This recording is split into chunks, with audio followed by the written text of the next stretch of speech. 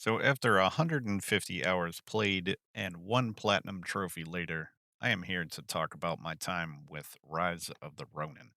Now, there has been a lot of mixed bag of emotions and feelings and reviews out there, and I just wanted to go over some of the complaints for the game and kind of level set for those that may be on the fence about trying the game. So someone said that this has PS3 graphics. First of all, the graphics aren't that terrible. There are some cutscenes and things like that look worse than others, and I feel like a lot of that may have to do with lighting. Team Ninja is not known for graphic fidelity in their games. Honestly, From Software is not known for graphic fidelity either, and probably both of them need to change their game engines they're currently using pretty soon. People instantly compare the graphics to Ghost of Tsushima because it's an open world samurai game, which I feel isn't a fair comparison. Ghost of Tsushima is a first party developed title and this is a third party game title. We haven't seen many third party PlayStation exclusives. One that comes to mind is Days Gone, which didn't have the best graphics in my opinion either, but I enjoyed that game. People say Stellar Blade is a third party also, but from what I've read it isn't because Sony purchased that title and assisted with the development of it. What it boils down to is, do the graphics need work? Sure, but that doesn't detract from the enjoyment of the game.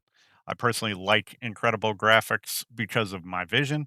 It just makes things easier for me and easier to see. But also, there's been a multitude of indies that I've thoroughly enjoyed, which have had lower end graphics.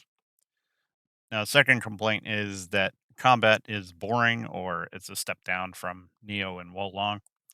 First of all, some gameplay elements might not be as flashy simply because this isn't a fantasy game. It's more of a game set in a historical time period.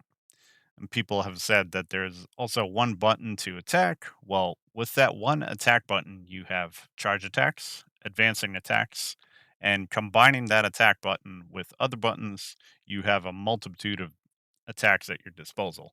Like you can do a when you change your combat style, you can do an attack, and you can do what's called flash attacks. You can change your primary weapon to your secondary weapon, and it does an attack. You have three combat styles with four martial arts each. Once you unlock them all, that's double the amount of martial arts as there were in Wolong, for instance.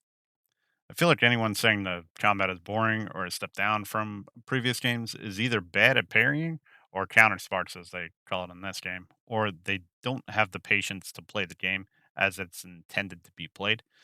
The combat is super satisfying and more deliberate, tactical, and strategic than Team Ninja's previous games, like Neo and Wolong, where you could just spam attacks and blow through enemies most of the time. Some people may not have the patience for that in this game, though. It's a checklist RPG, is another complaint. Well, sure, one can look at it that way.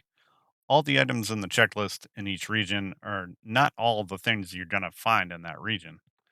There's still a vast amount of exploration that can be done, finding additional chests and coming across random events or chance encounters, as they're called here.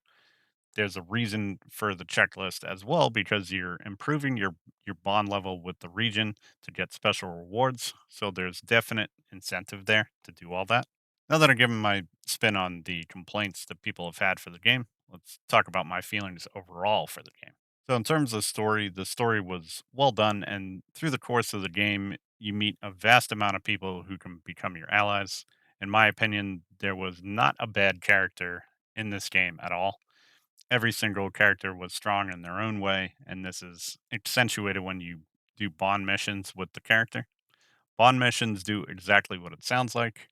It furthers your character relationship with that NPC and builds a rapport on the other characters, and in my opinion, makes the experience of the game that much more enriching.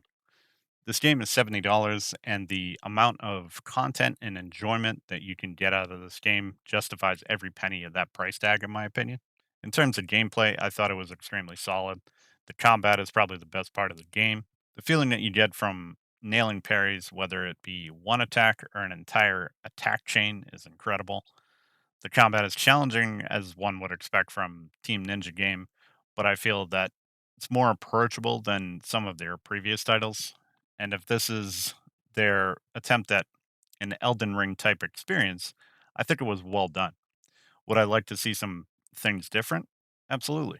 For instance, I think that crafting on the fly would have been really nice. You can certainly do that in Elden Ring, and it would be nice to do that here instead of having to go to apothecaries or black marketeers and that sort of thing.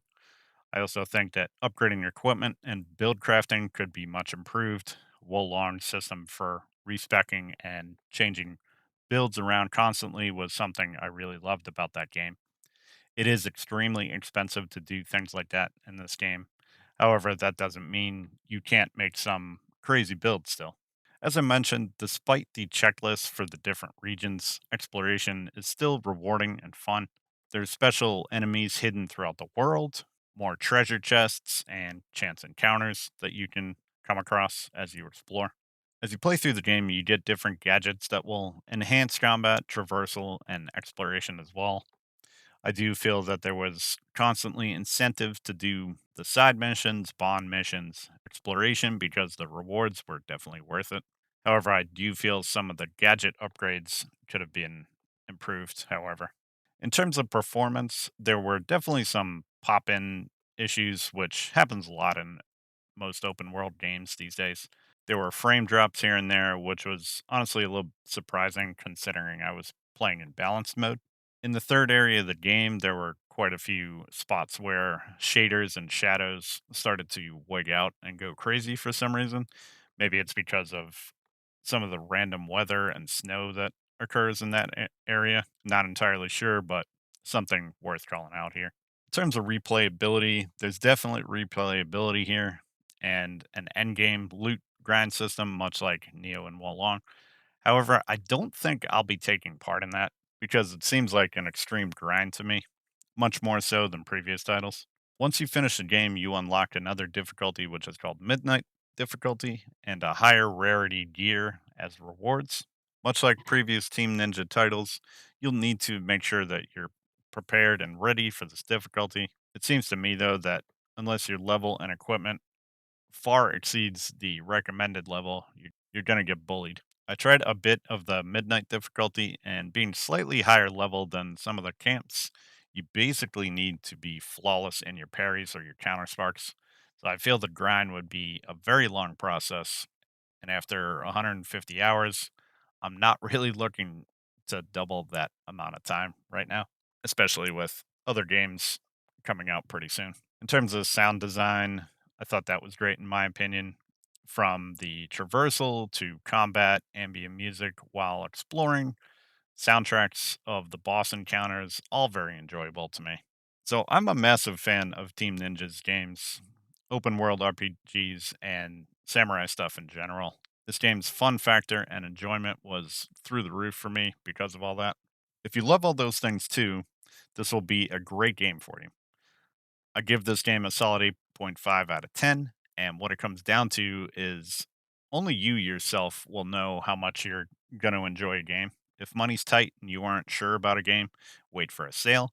But if you buy a lot of games and you aren't quite sure about this one, give it a try. I promise you, you're not going to be disappointed.